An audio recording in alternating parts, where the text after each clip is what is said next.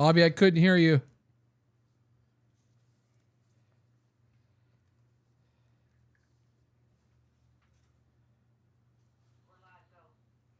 Welcome to the Education Talk Show with Jeremy Brooks, weekly recess.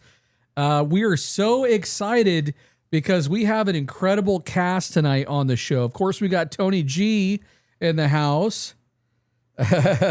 We also have Dr. Rob Martínez joining us on the show. And very exciting news. We have an exclusive one-on-one episode with Dr. Martínez. It's going to be coming out very soon. We're hoping this weekend, but it is coming out soon. And we are so thankful and grateful to have Principal Shaun Hurtado on the show as well. Shaun actually started off our show with episode 1, season 1. So this really is a special opportunity to have him on the show and everybody here. And again, we are so thankful. We've got an incredible show for you tonight. We are going to be covering weekly education news, major stories, but we're also going to be covering some of the important topics regarding barriers to academic success for students. And we're going to have opportunities for comments and questions during the live broadcast. So make sure to please reach out if you have any questions or comments, and we will definitely address those on the air. But before we dive into tonight's headlines and get started, I'd love for each person to just kind of do a quick hello. We'll start with Tony G. Tony, why don't you kick us off? All right, guys.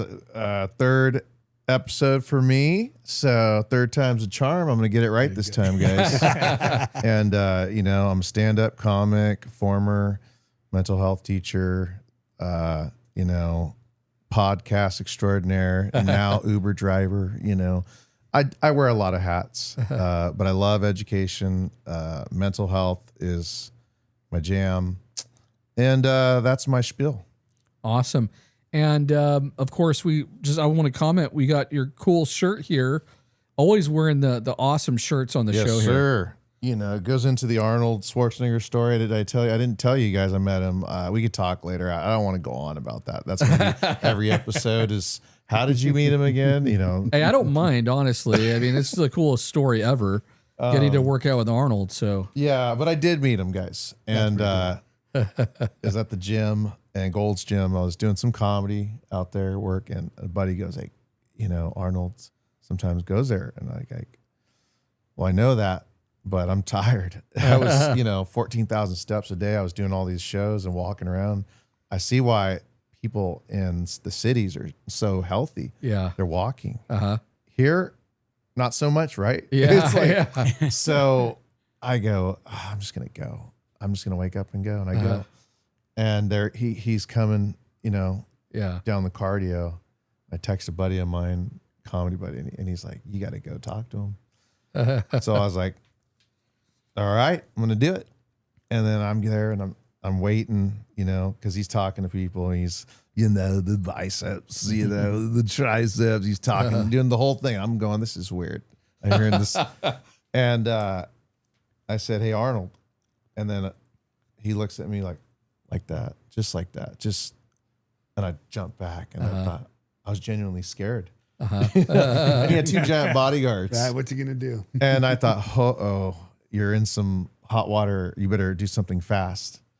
And I don't know why I said a joke. Okay. I said, Arnold, I met Brad Pitt.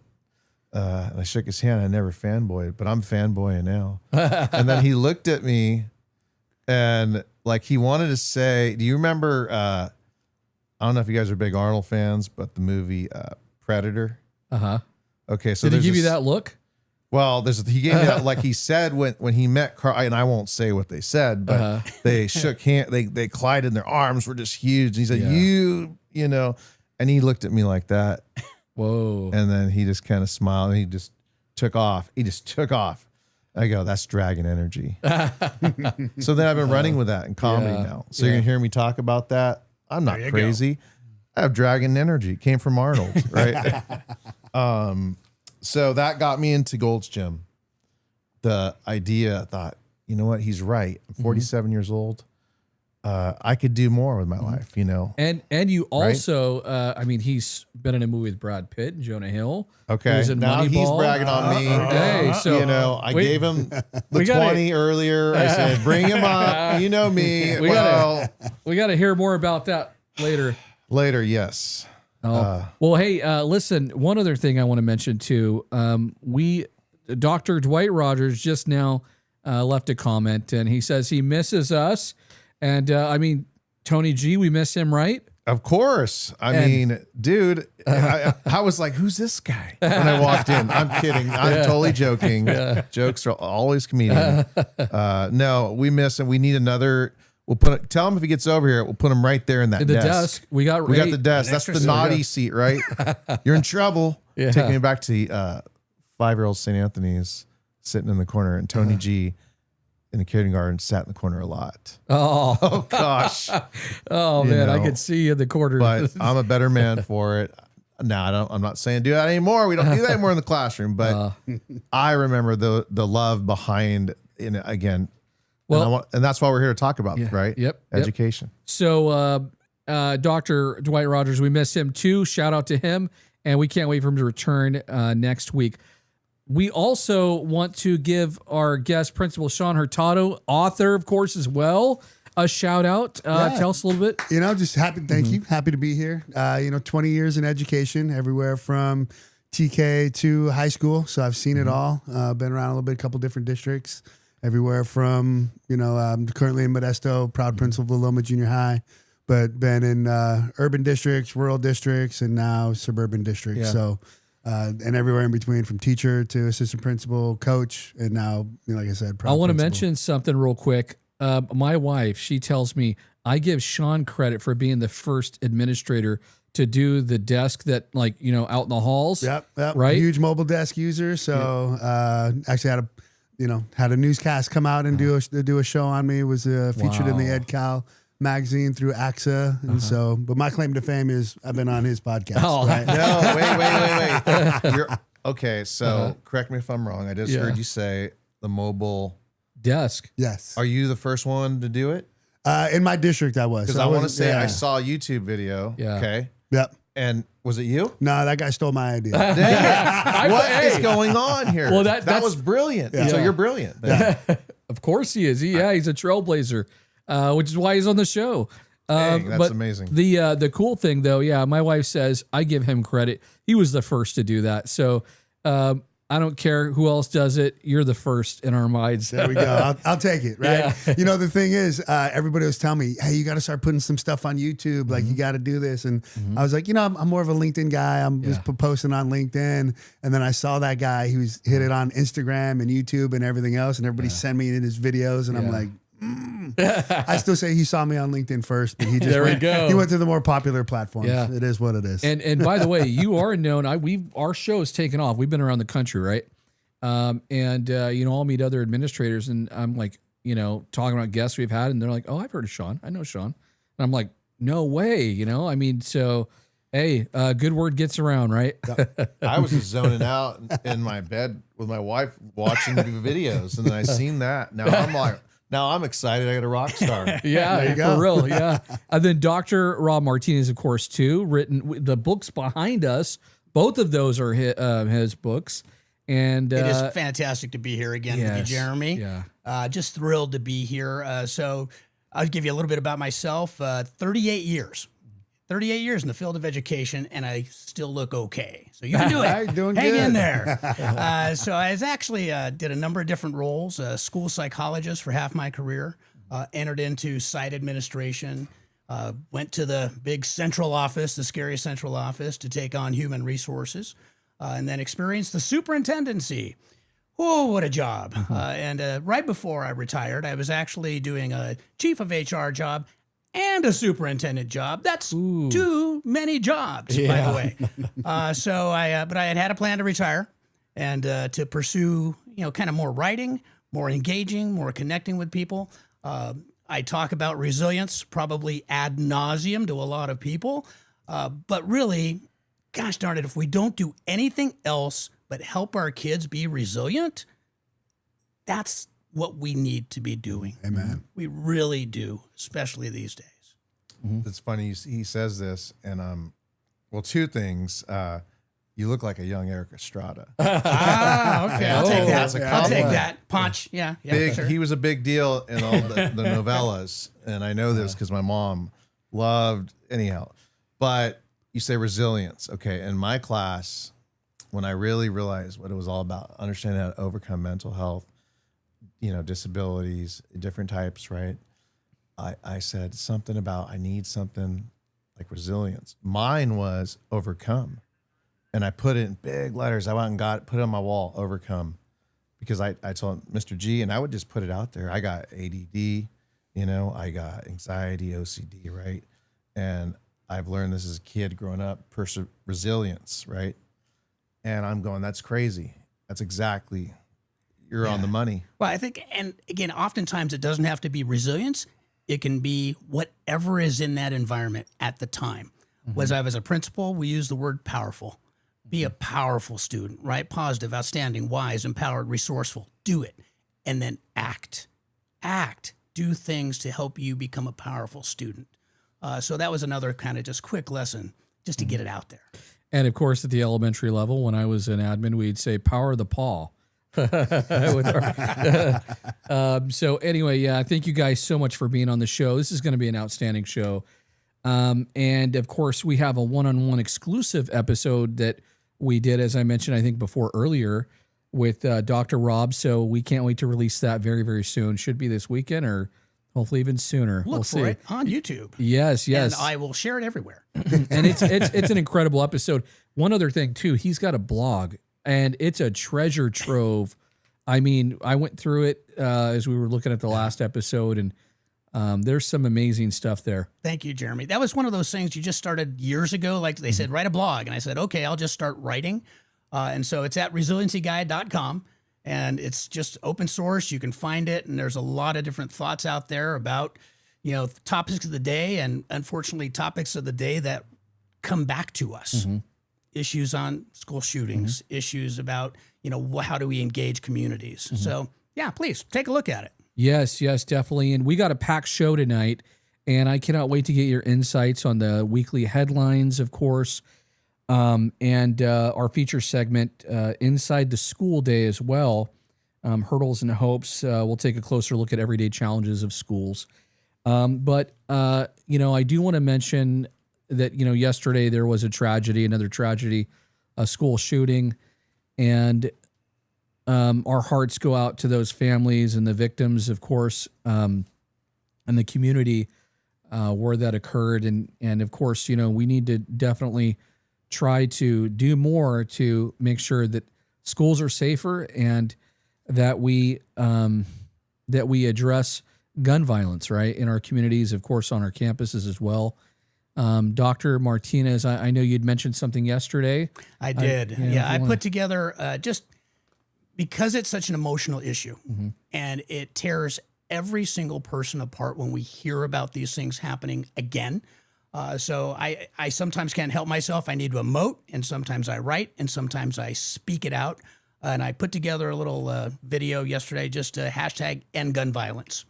And again, my quick takeaway is that it's not a left issue. It's not a right issue. It's a people issue.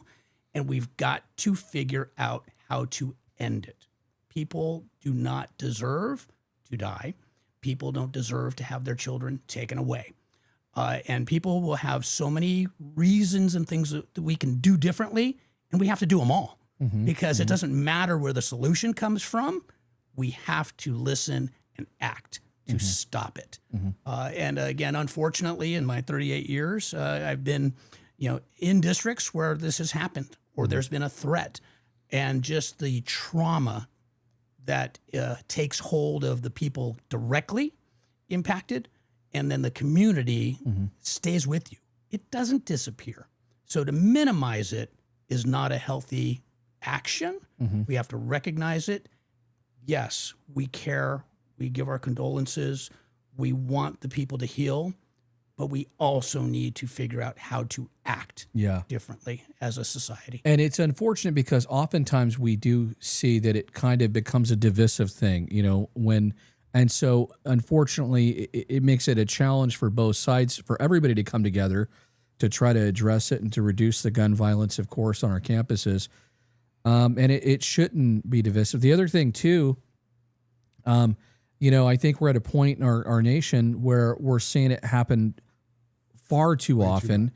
And, one is too many. But, I mean, it's becoming, it seems like a regular occurrence. And it should never be sort of minimized, the seriousness. Right. But it's, it's concerning that we're almost to a point where it's just sort of like, okay, there's another headline, and then we just kind of move on and go about our day. And again, it's, I think it's been time a long time ago to address it appropriately, right?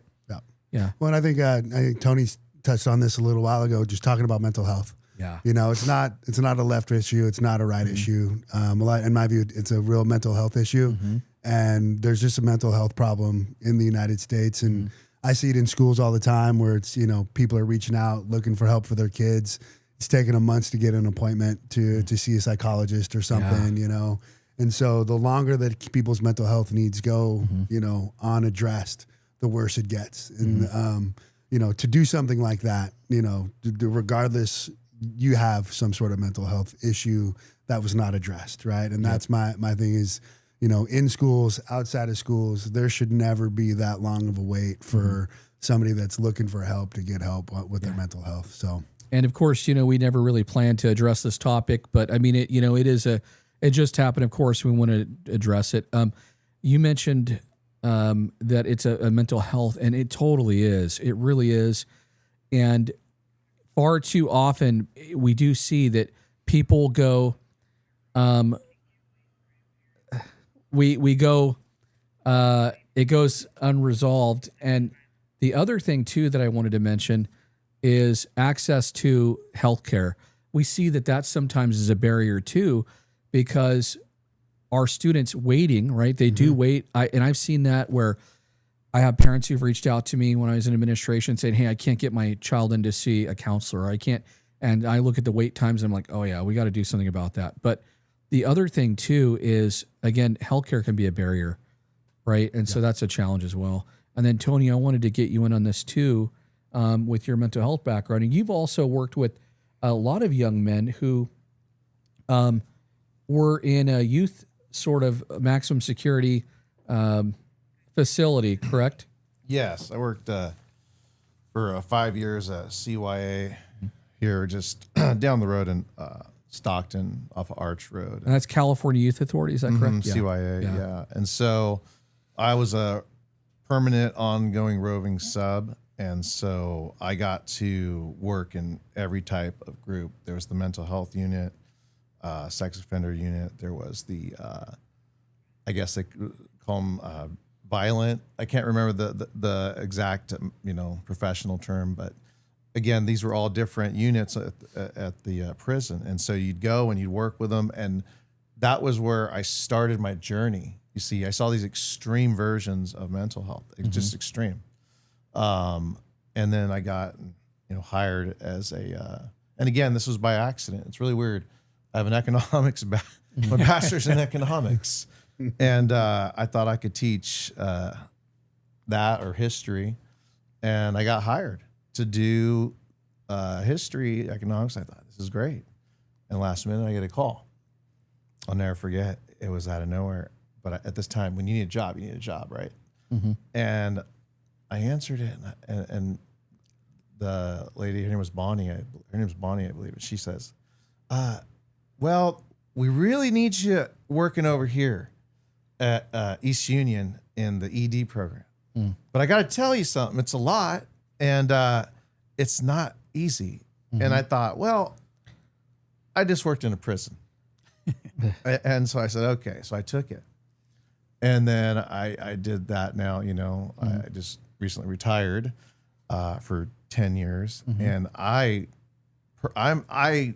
get it now. Yeah. I mean, I really get mental health to a level that, again, you say I'm not a psychologist, maybe I'm a street psychologist. I don't know. You know, the cool thing, we actually do have a psychologist that happens to be here, right? Well, the deal is once you really understand the human components, like how people interact, how they take something. Yeah. You know, my wife, okay, she's neurodivergent, certified genius, autistic. 15 years, I didn't see it. She comes in, I just I figured it out. She's not lying. It was like this light bulb went off. And I understand all these poor encounters with her. 18 years marriage. I could do a whole routine about that. Well, and we got a comment too. Yeah. That it was from a parent, and either one of us could kind of jump in on this, but the parent had asked, or it was a comment regarding what can parents do to try to stop gun violence and to try to address it. And I'll just mention real quick. I mean, you know, that there's one rule too: see something, say something, right? That's number one. But I think that there's several other things that we can do as well as parents to try to, you know, of course, address it. But Dr. Martínez, it's a difficult question. Yeah, because there's not one thing. There's not a certain. Oh, if you do these one thing or these three things, it'll never happen again, and that's unfortunate. However, for parents, for caregivers, for grandparents taking care of children, one of the big things that we need to do is stay in communication with our children.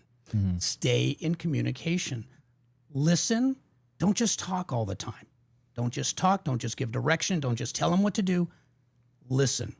Listen to how they're thinking, how they're feeling, what's on their mind, what's in their influence as well, and be present. Be present. You know, I write about resilience, and I write about the importance of relationships. And sometimes people think, well, I'm as an adult and I need to have relationships with other adults. The relationships with our children, with the people in our family, those we care for, are vital. And sometimes we take them for granted and we don't work on them as much as we need to. So if we're going to help, work on your relationships first. That's something you can control. That's something you have an impact on. Make sure your kids know you're there for them and you will listen and you're ready to communicate, not just tell. That's a big step that if we do that, we again set a better foundation for our children to feel safe, accepted, work on their own positive mental health growth. Thank you for that, Dr. Martínez. Well said, of course. Relationships are critical. And I can't tell you how often also as a site administrator, I'd have some parents where they just weren't aware of kind of what was going on behind the scenes with their child and things they were accessing on their phone. And sometimes it would come as a surprise to not just myself, but the parents as well. And so, you know, that communication is absolutely critical to being able to be aware of those things. But I mean, do you... all the time. On this? Yeah, and I echo your sentiments. It's all about the relationships with your kids, and I see it as kids grow. I've had the ability to be everywhere from TK through 12th grade, right? You have those TK parents, those elementary school parents. They're dropping their kids off, like they're there every single day. They're checking the backpack. They're being in communication with the school, but as kids grow, parents seem to fade out a little bit. And I tell my junior high parents all the time, your 14-year-old is going to present like they have it all under control. They don't. And as they grow, rather than pull back, dive in more, right? So you treat your freshmen like it's their first year at TK. You are there getting to know them, talking to them, building those relationships, having those conversations, and don't disregard the yellow flag, right? Yeah. As a parent, you know your kid better than anybody else. If you see the changes, if you see them doing things differently, different friend groups, different attitude, don't hesitate to address that and try to find out what's going on. Because sometimes we ignore the yellow flag and then the red flag happens and it's like, whoa, what happened? How did we get here? But we missed some of the signs along the way because we weren't focusing on those critical relationships and having those discussions. Yep.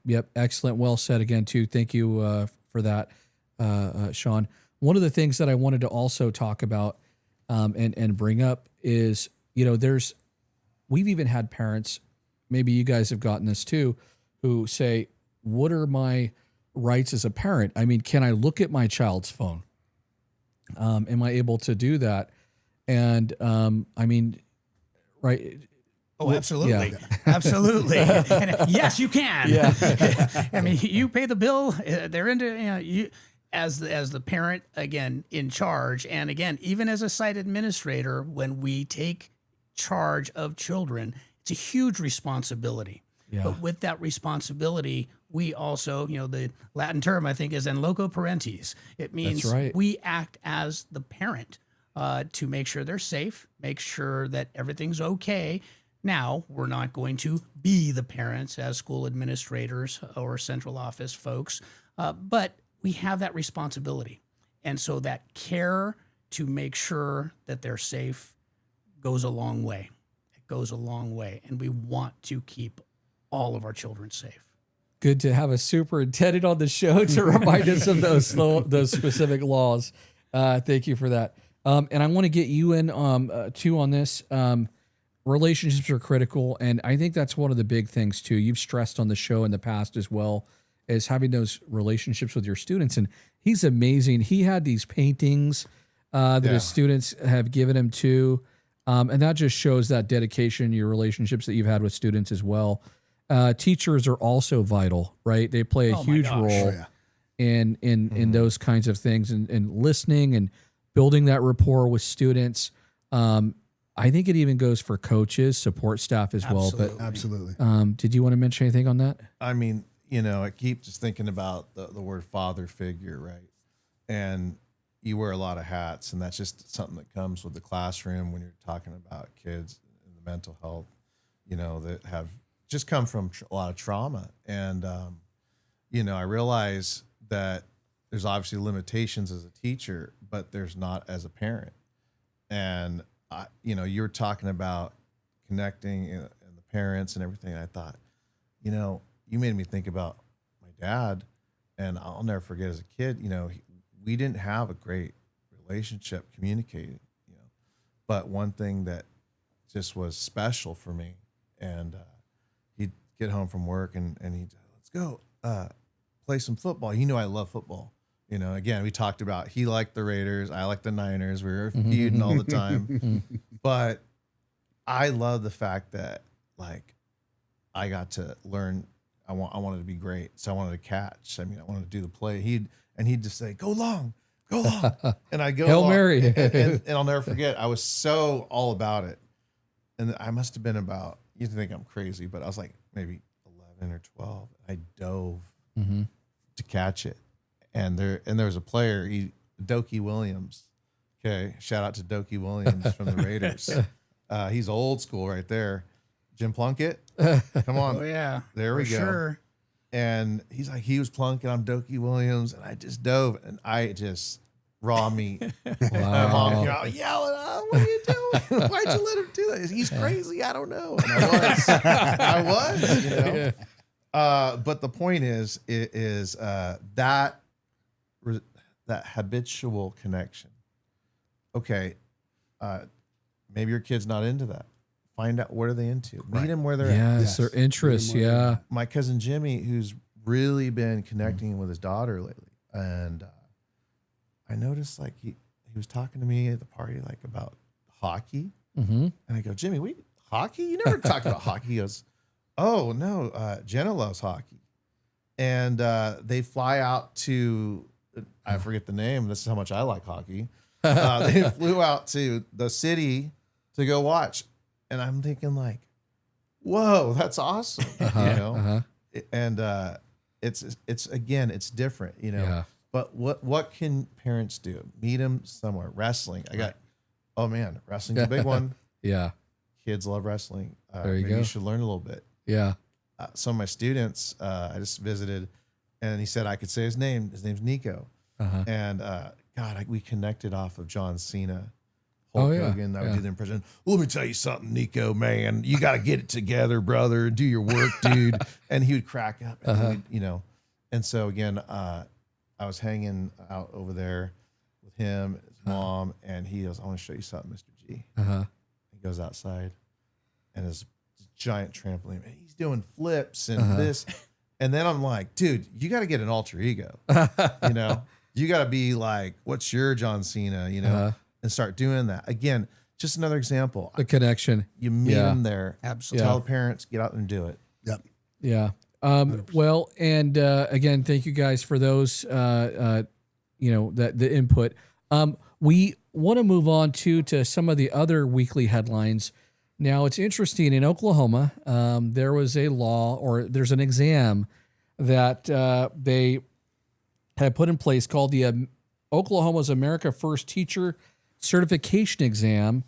And, there's kind of a culture wars that sometimes hit our schools, right? And it's an interesting thing because I think, every educator is in support of local control. We want educators at the local level to be able to make decisions about what happens at their school. And but there's been discussion too and talk about, should we have specific values for educators within the state, and require educators from California and New York to take a specific exam.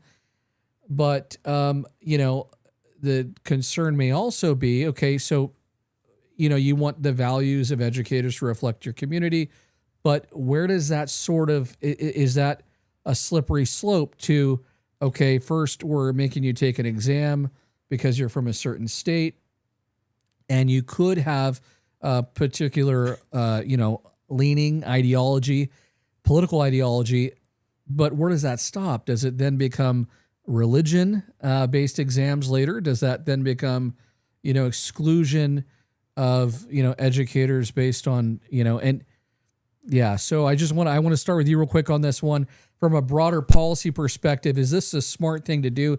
Is this creating a slippery slope? I want to get Shaun later on too, on this as well. Of course, everybody, but I'll start with you. So I was just going to add a little bit of a context here. When I would have maybe work for the district and do an HR, and I have 1,000 teachers, and you have a 15% turnover every year, you need to find 150 teachers. Okay. Yeah. That puts a lot of stress on your human resources department. And you do the math, it's 15% of your current teaching staff. So you work to try and find the best qualified people to be within your district. And one of the big things that we used to do is focused on, do you care about kids? Are you ready to actually do those things to engage and be an instructional leader within that classroom to help kids learn? Not learn 5 particular things that the state, the district, the government said you had to do, because we had standards for reading, writing, arithmetic, science. We had standards that would kind of help define the broad scope of learning that we want our children to accomplish.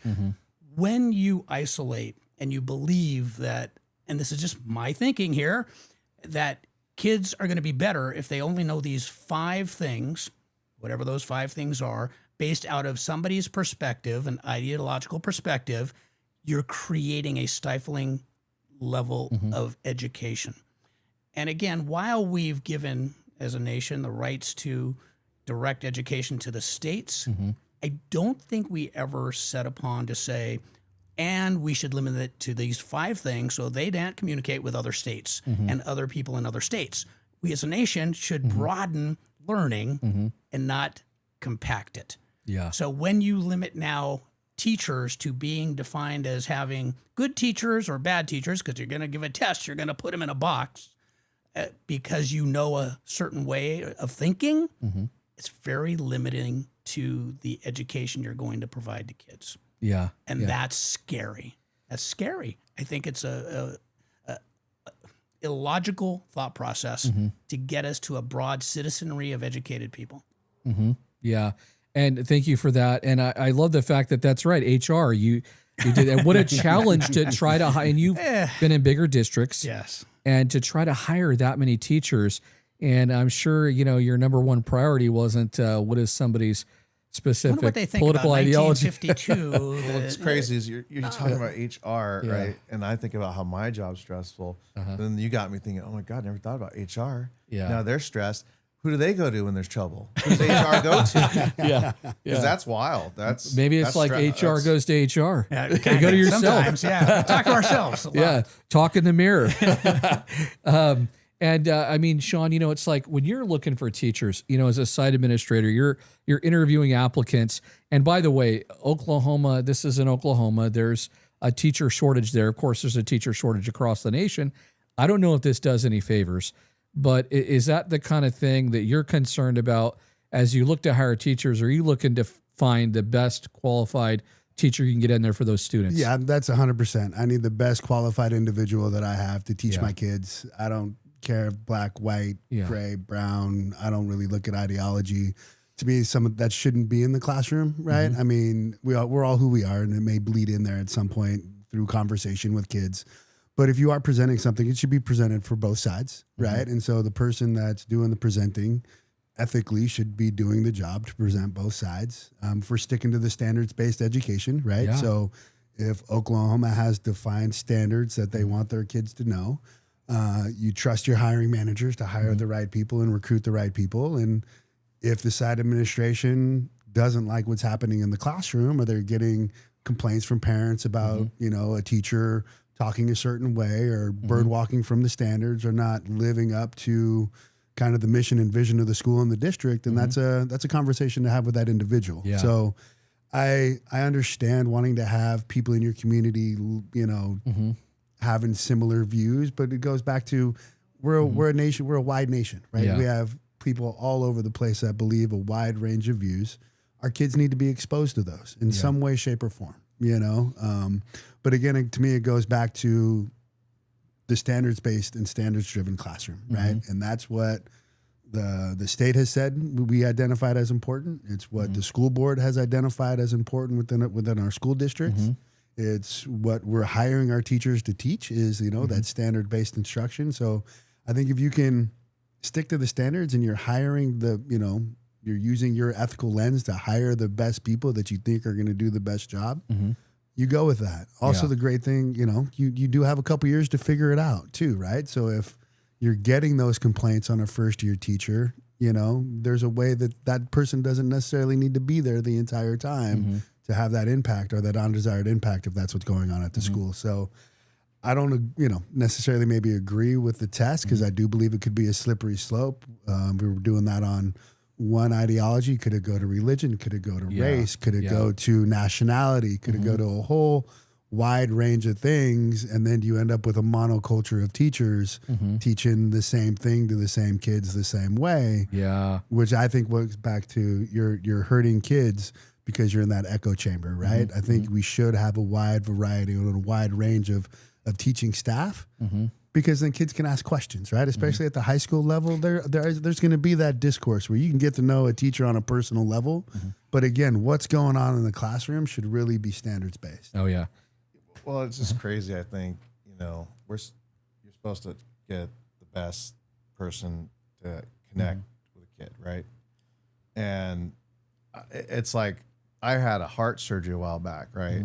And anyhow, I just remember thinking like, I don't care what my surgeon, he or she or they or whatever, if they're the best, I want them. I want the best of the best, right? Yeah. Give me the best teacher. Who's the best teacher? Who connects with the kids? Yep. Who connects with the kids? You didn't say, well, give me the best, except for, if they're from Texas. I filtered it in Texas my Kaiser. I filtered everything. No, you want the best. Who's the best? Who connects with kids? Who connects with kids and the right reasons? Like, I can remember, the power of a teacher, Mr. Sinez. I think he's still doing it. Ben Sinez. And man, that guy just changed a part of my life. He taught me how to do the Cornell notes and all that stuff, right? I was just going to add in. Oh, sorry. No, that's all right. But it's not even just the teachers, right? I mean, the question's focused on teachers, but around the entire school system are administrative support, the clerical folks, the custodians, the bus drivers. It goes on and on and on and on. So when you're working with a district of people supporting kids, you want great people who understand kids, right? Because that's what the connections Care about the kids. Care about the kids. You made me think of my brother who did many different jobs in his life, but the last 9 years or so was a school custodian. And he was in Nebraska. And my gosh, you'd think he was the center focus point of the entire school because the kids loved him. And, some of his own grandkids were at the school. And it's just amazing what a connection a person can do. He's right. I mean, I give him a shout out to Juan, who was, when I was in high school, I'm aging him. He was the custodian, and we loved Juan. And then, he became like a higher level, I don't know what his title was, but, I was now working at East Union and teaching, and I just thought, man, I don't think he even knows. Like when I was 18, I never told him, tell him now, he was a cool dude and connect. Why do you need that? I'll tell you why. Talked about school shooters, right? Those little things of human interaction. Maybe that, hey man, I saw that game, man. Dude, that you didn't drop that. That ball was, that's not cool. Anything and everything, right? I've seen it. I know what I'm talking about on this. You're nailing it. Yeah. Real quick, I just want to mention a few things on it before we move on. So it says, a new certification test in Oklahoma aimed at teachers coming from California and New York, possibly expanding. Content touches on political charged issues. State is offering bonuses, though, up to $50,000. There's some big bonuses to recruit teachers during a shortage. Does this actually help or hurt the shortage there, potentially? I don't think it's going to help. Yeah. Again, fleeting money to get bonuses for people. And I've done it. I've done it for special education teachers. Gosh knows we need them. We need them. And so we're stealing each other's special education teachers sometimes from districts to district. But growing teachers in the style of actually learning the art form of teaching is paramount. And if you're already figured out we want everybody to be a cookie cutter and that's all we need, you're not growing teachers. You're fitting them into a mold. And, we need to be doing that. Yeah. And we, watching the time, we'll move on to our feature segment, which the theme is Inside the School Day, Hurdles and Hope. We want to talk about that real quick. Is there any topics of any headlines that you guys wanted to really address? No? Okay, all right. Rock and roll. Okay, so we'll move on. So one of the things too, transportation, this is always, I don't care what school you're at, transportation is one of those challenges. Whether, you've got school buses around the, school trying to get in and there's traffic, trying to guide the traffic to get students, on campus, it can be a challenge. There's also the hurdles, of course, when it comes to transportation of busing, reaching those students that are in long distances, especially for our rural schools. And we've got lots of schools that are rural across the state and the nation. I think there's a stat where a big, chunk of our students, even in the state of California, and you being on the state AXA board, maybe you remember the statistic, but there's a lot of students that live in rural communities. And so that's also a challenge. But I wanted to start off, share a couple things. Transportation gets often a barrier to access, late buses, unsafe walking routes too, traffic congestion, safety concerns, poorly lit walkways. Sometimes we see tragedies that happen with students on the way to school with vehicles. We got to slow down. But the other thing, though, is that we need more crossing guards. There's a lot of issues regarding transportation. And I wanted to start off with Principal Shaun Hurtado over here. How do transportation challenges show up, at schools on a daily basis? I mean, you're a site leader. How do you address those? How do they show up? I mean, it's I think you did hit the nail on the head everywhere from late buses or, we even have it at my school where we have kids getting dropped off at 6 o'clock in the morning because you got parents going to school or going to work and that's the only time they can get their kids there. If not, then they're leaving it up to the older brother to get the younger brother and sister ready for school to hopefully get on the bus in time. So it is a big problem, you know. I wish we had more time where parents could slow down and not have to work as much and work so hard to just provide the basics for family. Yeah. You know what I mean? Because I really, truly feel that people are just too busy. Yes. You know what I mean? And parents are stretched so thin, and bless them. They're doing the best they can, you know. Sometimes kids don't want to get up, right? And you're on that rub of, hey, am I going to really push my kid today, or am I going to get to work on time, right? And it's that rub of, hey, if I'm not getting to work, I'm not going to be able to feed the kid, right? So what do I do? And so I really sympathize with our parents, especially ones that have those issues. Partner with the school, you know, that early intervention, letting us know, you know, early on. And we try to be proactive in making phone calls before things get where we're talking about kids getting in trouble or parents getting into trouble. Because there are ways to help, you know, there are things that schools can do, as far as like offering transportation, trying to find buddies. You know, I know some schools in our district do the walking school bus to make sure the kids are there and that they have parents and supervision. So as they're walking to school, but it is difficult because even in my community, we have, you know, places with no sidewalks and no school buses, you know, and trying to tell a kid to get up at, you know, 5 o'clock in the morning to get ready to go stand out in the rain and the mud to catch a bus is difficult, you know, or, you know, walking home and walking past pit bulls and homeless people can be difficult for kids. So, it's just, I wish people would have had time to slow down. And, you know, I remember getting dropped off at school and just having that opportunity. And, I wish that there was that opportunity for people to just be able to take their kids to school, have that nice little drop off and slow down. Yeah. Yeah. And I want to get to Dr. Rob here in a second too, on the broader perspective, policy perspective, but I wanted to go to Tony G too. I mean, you're recently retired, you know, teacher, you know, how do these delays sometimes spill into the classroom? You know, what is the impact sometimes and attendance is, I think, a concern everywhere that we are trying to address, but you know, how do these concerns kind of impact learning? So essentially it's just like a trickle down effect. You get students coming in late. So part of working with in my population is like mornings aren't real. A lot of them aren't morning people. And I can't even get them coffee because it's against the rules. So it's like, well, that stinks because I know how I am without my coffee. Am I right? And you try tricks, jokes, deflection. I bet your jokes work. They do. That's why I did it so long. I was, you know, I started back in the prison days. You should have heard what they would say to me. I'm not going to say it here on the air.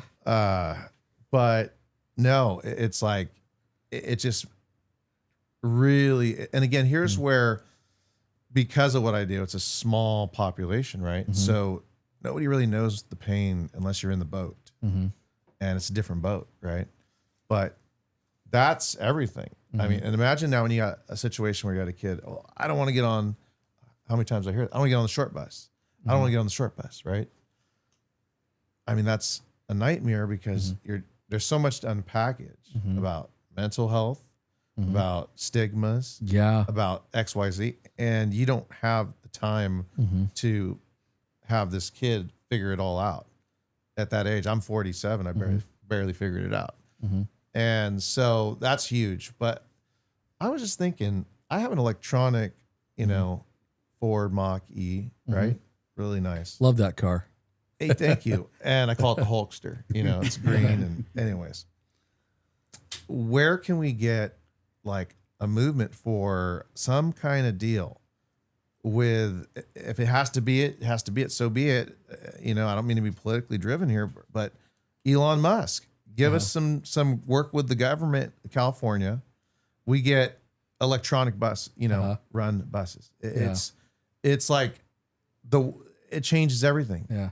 You know, because how many times you got broken down buses, and it's an ongoing problem. Yeah. Okay.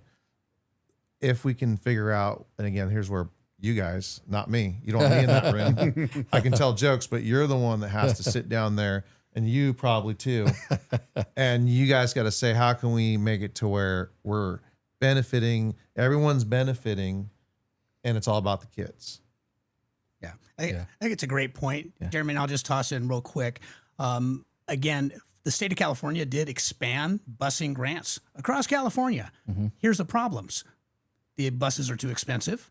We don't have enough bus drivers. Yeah. The electric buses are coming with grants, so you can get them, but now you have to redesign your transportation pool. So the infrastructure behind it, and we don't have really the technology ready to just go, oh, let's snap it together and make it happen. So you have to have those conversations to implement it. Because then when you start trying to get more kids to school, you need a better system. The old system of the gas-powered buses is running its course. So we're going to have a new system. And think about this. You've got these cool buses now with some good music. I'm showing up. Hey, what do we got here? You know, and well, being a bus driver is hard, you know. I mean, so it always comes like, what are we paying people? You know, to me, I think $17, $18 an hour is current rate for a bus driver. Yeah, you can get $20 at McDonald's. Yeah, you know what I mean. And so, if you're somebody looking for that sort of a job, are you going to drive a bus where you're going to be dealing with maybe with some disrespectful kids in the morning and dealing with all that? Or are you going to go do a different job where you're maybe making a little bit more money? You know, kind of brings me back to the teacher shortage too. If you pay them right, treat them right, right? And so I know, hey, we're in budget crunches in the state of California with reducing educational budgets. But like across the country, if you want to have good people in education, you got to pay them a good people wage. Oh yeah. And, you know, forgive me for not knowing this, but I think the hours, I mean, are a little odd, right? If you're a bus driver, you got to show up at you're in the morning, 5:30 in the morning. And then you got a big gap in your day. Split shift, come back later or sit around for hours. And then if you got a game, it's tough. If you're doing a game for like, say, high school, one of the things too, and we got like 10 minutes, we got to move on. But one of the things I wanted to mention is I just spoke to a superintendent over the summertime. We're talking about the electric buses. And he mentioned that under the bus, where the football gear would go, or the sports equipment, if you're traveling, you know, to a game, that's where the batteries are. Yeah. So where do you put, you know, those items? And so there's lots of logistical things that we got to, I think, kind of work on. And we're all, you know, everybody's in favor of clean air. We all want to breathe clean air, but it's a challenge, right? Yeah. Glad to hear there's grants though. There are. Yeah, that's. I just want to be cool. You know? Yeah. You know what? I think we can get to this one if we go quick. I think we got like 9 minutes left, and I want to give you guys your final word segment opportunity. Classes. I want to mention this real fast. So, you know, this is also kind of one of those hurdles that we often hear people talk about and discuss. Class sizes being too big. We actually did another episode. It's going to come out later on, with a PE teacher who talked about PE class sizes being pretty large, and kind of tough to manage some of those larger groups, 40 students or so, maybe even more. Not more. Yeah. And so smaller class sizes, we know that it can improve attention, but evidence can be a little bit mixed when it's, you know, long-term evidence. Overcrowding, it can strain ability to manage classrooms with differentiated instruction, and funding is a concern with staffing shortages.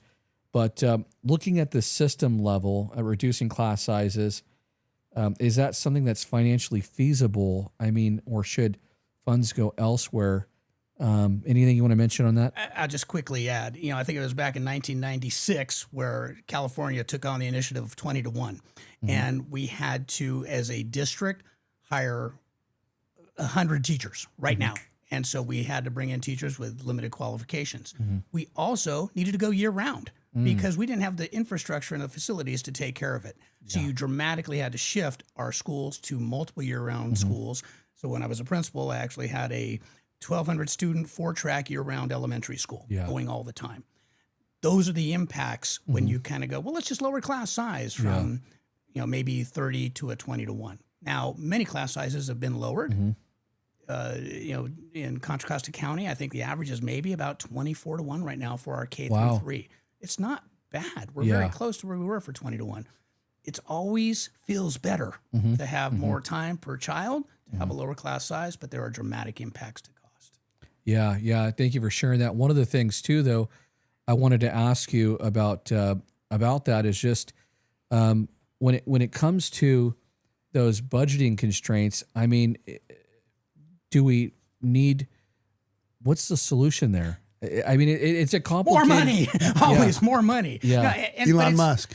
That's why I didn't mean to cause a stir, but there's money to be made. There's money to be made. I mean, again, California has gotten better. I'm not going to say we haven't in getting more money to the districts, and we have to be very frugal in our use of those dollars and make sure we're spending it on delivery of education. But it's always difficult because rising costs outweigh the increases that we get.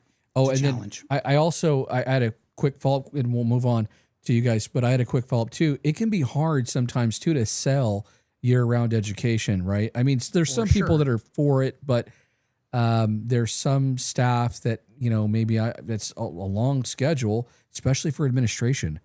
So were you successful at doing that? We did. We had to pay more days because you can't just give days away. Yeah. So it was an increase to cost for administrators, for custodians, for everybody. Facilities constraints. So that's a real tough one. And then Shaun, I wanted to ask you too, when it comes to, the balanced scheduling, staffing, when sizes are larger than ideal, what support can, kind of exist at the site level? So luckily we do get some funding, like Title I funding and things like that, can go pay for extra staff and extra support staff in the classroom. My district recently did a reduction to class sizes, and so we're going through that process right now of limiting, I think two less kids per class, which is amazing. And when you look at effect size, the lower class sizes does show to have a positive effect on outcomes for students.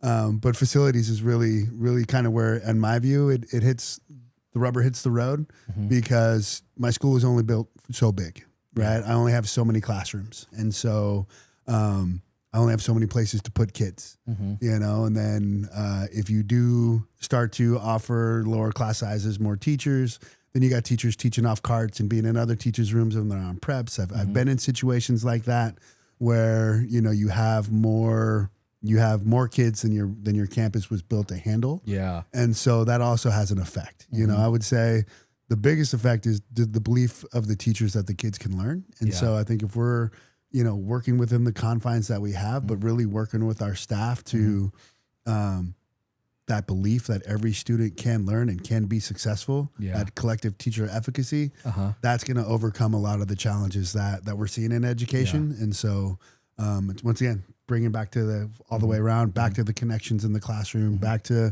the amazing work our teachers do to get to know those kids on a personal level and doing everything they can to make sure that they're successful. I love the teacher collective efficacy piece there. Thank you for that. And by the way, I just want to say thank you as well to a lot of our superintendents out there. They go above and beyond, and we don't get to see all the hard work that they do on a daily basis to make sure that we have smaller class sizes. Meeting with sometimes developers to discuss, housing tracks and also how are we going to, add extra facility space for our students. Those are tough negotiations. So thank you guys for that. You don't get enough credit. And then Tony, I wanted to just mention real fast, we got a little bit of time here, but what's the tipping point and you worked with a special population of students, but yes. I mean, how big is too big for class sizes? Well, it's tricky when you're talking about like my specific population working with versus, an SDC, an RSP, that varies, and so I just keep hearing the same thing. We don't have enough, money. And so really the biggest question we got to ask ourselves, either one, and they're both two, I think it's kind of like, number one, again, I'm back to how are we going to bring investment? Yeah. Investment from the private sector because we need more money. And two is where, we don't want, people looking under the hood at who's making what money and this and that, because that's ugly. Yeah. I say let's get some private investment. I love that. We got just a couple more minutes left, so we got to wrap it up. But we had a lieutenant governor on the show, followed, I think it was season 1, and she talked about that. There are some states that are really good at securing those private investments to actually help. That can be a solution. So thank you for sharing that. So we're going to do our final word segment, and with our final word segment, we give our guests and our senior education contributors an opportunity to share a final message with our audience. We also got a comment real fast, a thank you message on another jam-packed great episode. So thank you guys for that. But we're going to start off. We're going to go right over here to Tony G for our final word. And we'll just go around the room if that's okay. So you got the final word. So the final word is, guys, we got to start pumping some iron. Okay, at the schools, we got to build these gyms up just like they're in all over Gold's gyms, right? CalFit, Manteca. You got to have the machines. You got to have the CrossFit style section, right? Then you got the aerobics. I'm doing Zumba, by the way. It's my 5th class. Kicked my butt. But that's real PE. Okay. We always talk about, we want the kids to, get functional and get them to ready for the real world. And then we're like, all right, guys, here's some cones. You're going to just kind of trolley around those. You're going to do this. All right, we're going to take some laps. How many laps have we taken? I haven't taken a lap. I've been at the gym. Get them around the gym. Get them. Yeah. We need treadmills. Yeah. Okay. Private business. Bring it on in. We need 24-hour fitness gyms in there.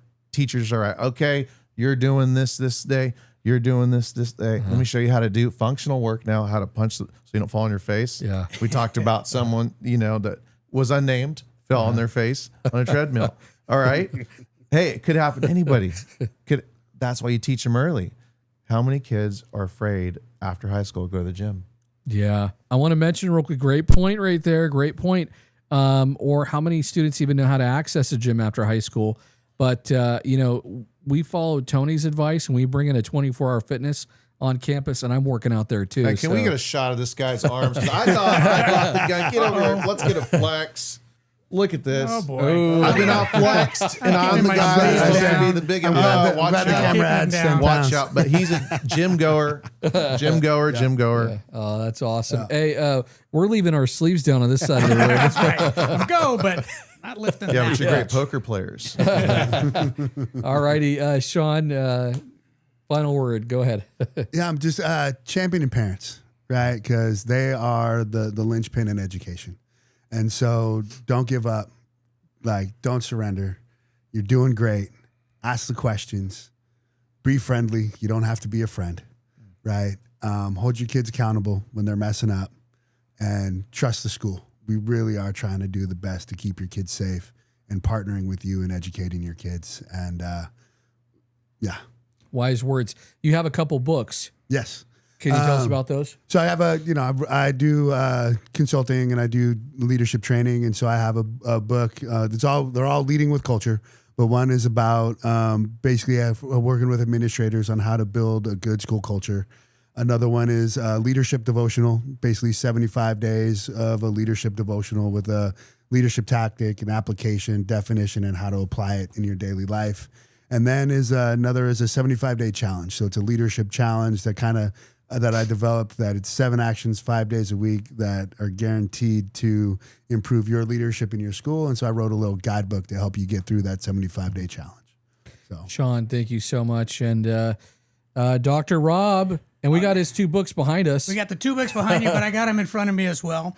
And my big message is always, let the lives we help others live be the measure of our success. And, the book Recipes for Resilience, gives some lessons there for educators, also for individuals to just really what we can do to help grow the resilience of our children. But briefly, I'll mention the story of Sparkle and Shine, because these days we need some sparkle and shine. Sparkle is spread positive acts regarding kind, loving encounters. Shine is significantly help increase niceness everywhere and if you have a team of people that need to sparkle and shine, get the book. And actually, I'm working on a second edition that's going to come out with illustrations. This one doesn't have them, but it's a great message of what you can do every day to make the world better for other people. And we all need to do that. Wow. Well said. All of you gentlemen, thank you so much for being on the show. We really appreciate it. Oh, we appreciate all of the things that you do all the time to support students and to make us laugh, of course. And so thank you for all that. And then the other thing, too, I want to mention, we've got, again, another exclusive show with Dr. Rob coming out. So make sure to check that episode out. And then also our episode with Shaun Hurtado, episode 1. We'll try to share the link for that as well. So you could check that out also, our very first one. That's so, again, this has been an awesome experience to have so many great educators on our panel tonight. But again, a big thank you to our crew in the back for all your support. Yes. And thank you to our audience for watching the Education Talk Show with Jeremy Brooks Weekly Recess. We appreciate it. Also, the comments and the questions that you shared with us during our live show today. That's all for episode 3 of the Education Talk Show Weekly Recess. Thank you so much, and we'll see you next time. Have a good day, folks.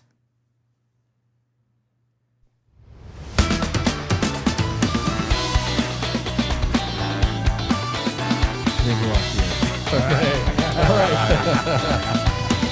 That was wonderful. That was great, guys. Great work, guys. Thank you.